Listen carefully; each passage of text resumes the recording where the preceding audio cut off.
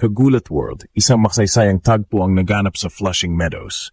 Sa kanyang US Open main draw debut, ginulat ni Alexandra Alex Ayala ang buong tennis world matapos talunin ang Danish World number 14 na si Clara Tauson sa score na 6-3, 2-6, 7-6.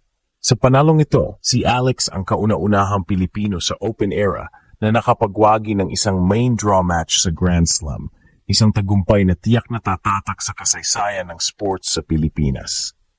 Hindi lang basta panalo, pelikula ang laban. Bumagsak si Alex sa 1-5, deficit sa final set, pero ipinakita niya ang matinding puso at kumpiyansa. Isa-isang nabawi ang bawat game hanggang sa humantong sa napakahabang tiebreak na 13-11 kung saan pinakita niya ang composure at killer instinct ng isang tunay na champion. Sa bawat palo ng raketa, ramdam ng mga manood ang sigaw ng determinasyon. Para sa sarili at higit sa lahat, para sa bayan.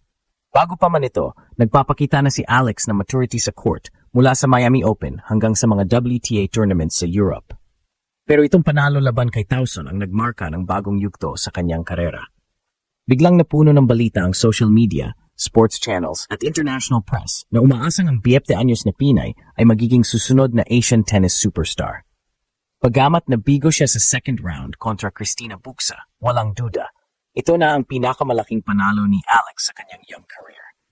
Isang tagumpay na hindi lang sa kanya, kundi para sa bawat Pilipinong naniniwala na kaya nating makipagsabayan sa pinakamagaling sa mundo. Alex Ayala didn't just win a match, she made history for the Philippines. Boom! Kumulantang sa buong tennis world ang pangalan ni Alexandra Ayala matapos niyang itumba ang world number 14 na si Clara Tauson ng Denmark sa isang nakakabaliw na laban sa US Open main draw. Pinatunayan ng 20 anyos na Pinay na kaya niyang sabayan at talunin ang mga elite players ng mundo. Ito ang unang pagkakataon sa kasaysayan ng Philippine tennis na may Pinoy na nanalo sa isang main draw match ng Grand Slam at ginawa pa ito ni Alex sa pinakamatinding paraan, comeback win. Sa unang set pa lang, ipinakita na niya ang composed baseline control at smart shot selection. Pero sa second set, pumulusok si Tauson at ginamit ang kanyang power game para makabawi. Pero dito lumabas ang puso ng Pinay. Sa final set, bumagsak si Alex sa 1-5 deficit. Halos tapos na ang laban, pero hindi siya sumuko. Isa-isang nabawi ni Ala ang mga crucial games. Pinanatili ang kalma kahit nanginginig na ang mga manood sa tiebreak. Sa huli, sa score na 13-11, sinelyuhan niya ang panalo gamit ang isang down-the-line forehand na parang kidlat.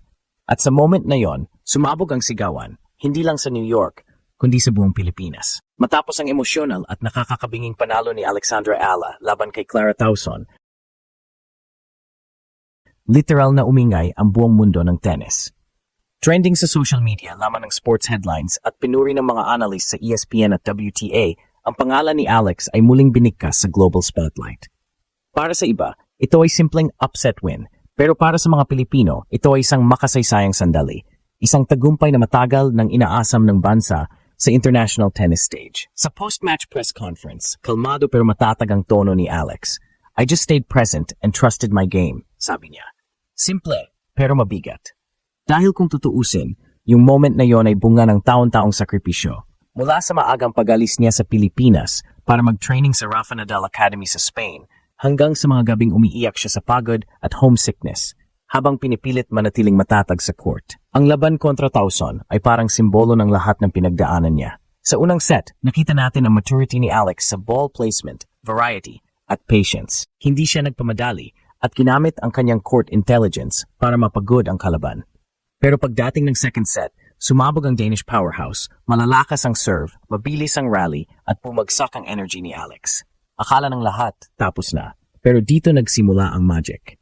Sa final set, nang makuha ni Tauson ang 5-1 lead, halos handa na ang karamihan sa crowd na bumati ng good try kay Alex. Pero kung kilala mo si Ala, alam mong hindi siya ganoon kadaling bibigay. Sa bawat punto, bumabalik ang kanyang fighting spirit. Calm, pero apoy sa loob. Isa-isang games ang nabawi niya, hanggang sa maging 5-5. Ang bawat sigaw niya ng vamos ay may kasamang sigaw ng buong Pilipinas na nanonood sa kani-kanilang screen. Pagdating sa tiebreak, tumigil ang mundo. 13-11 ang score, pero bawat punto ay parang championship moment. Sa mga long rallies, hindi siya nagpapanik. Gumamit siya ng slice, drop shot at cross-court winners. Lahat calculated, lahat may puso. Sa huling punto, nang tumama ang kanyang down-the-line forehand sa corner ng baseline, parang sumabog ang buong Flushing Meadows. Tumakbo siya papunta sa net, napayuko at napaluha. Hindi lang dahil sa panalo, kundi dahil alam niyang kasaysayan ang naganap. At sa Pilipinas, kahit 10 oras ng gabi, sabay-sabay na nagsigawan ng mga nanood. Ginawa ni Alex, panalo ang Pinay. Mga sigaw sa social media at watch parties. Hindi lang ito panalo sa court, ito ay panalo ng lahi. Ayon sa ilang analysts, ang mental toughness na ipinakita ni Ala sa laban na ito ay pambihira para sa isang teenager. She played like a 10-year veteran, sabi ng isang WTA commentator. Sa loob ng 3 oras, ipinakita ni Alex na hindi lang siya umaasa sa talent, siya ay produkto ng disiplina, tiyaga at pusong Pilipino. At ngayon, matapos talunin ang isang top 15 player sa Grand Slam stage, isa lang ang tanong ng lahat, is this the beginning of something historic? Matapos ang panalong iyon, hindi lang si Alexandra Ayala ang nagbago, pati ang pananaw ng buong mundo sa mga atletang Pilipino. Dati, kapag naririnig ang Philippines sa tennis, bihira itong makilala sa global circuit. Pero ngayon, dahil kay Alex, nagsimula na magtanong ang mga dayuhan, where did this girl come from? At bawat sagot, isa, from the Philippines, where heart is bigger than size. Mula sa mga international sports analysts hanggang sa mga legends tulad ni Chris Evert at Billie Jean King, umabot ang papuri. Tinawag nila ang performance ni Ala na fearless and full of maturity. Isang komentaryo pa ang nagsabi, she plays like someone who's been here for years. Pero ang pinakatumatak, yung sinabi ng isang commentator habang nasa tiebreak si Alex, she's not just playing for herself, she's playing for her flag. Pagbalik ni Ala sa training base niya sa Spain, muling sinimula ng paghahanda. Mas focused, mas determinado. Ayon sa kanyang team, nakaplano na ang schedule para sa susunod na season. More WTA tournaments, mas mataas na ranking goals at full commitment para makapasok sa 2025 Australian Open main draw bilang seeded player. Ang panalo niya laban kay Tauson ay nagbigay ng inspirasyon hindi lang sa mga kabataang tennis players, kundi pati sa buong bansa. Biglang dumami ang nag-enroll sa local tennis academies habang ang social media ay punong-puno ng mga batang may hawak na raketa, sinasabing, gusto kong maging katulad ni Alex Ala. Sa mga ganitong sandali, makikita mo kung gaano kalalim ang epekto ng isang panalo. Hindi lang ito tungkol sa puntos o rango, ito ay tungkol sa pag-asa. Na kahit galing sa maliit na bansa, kaya nating magmarka sa pinakamalaking entablado.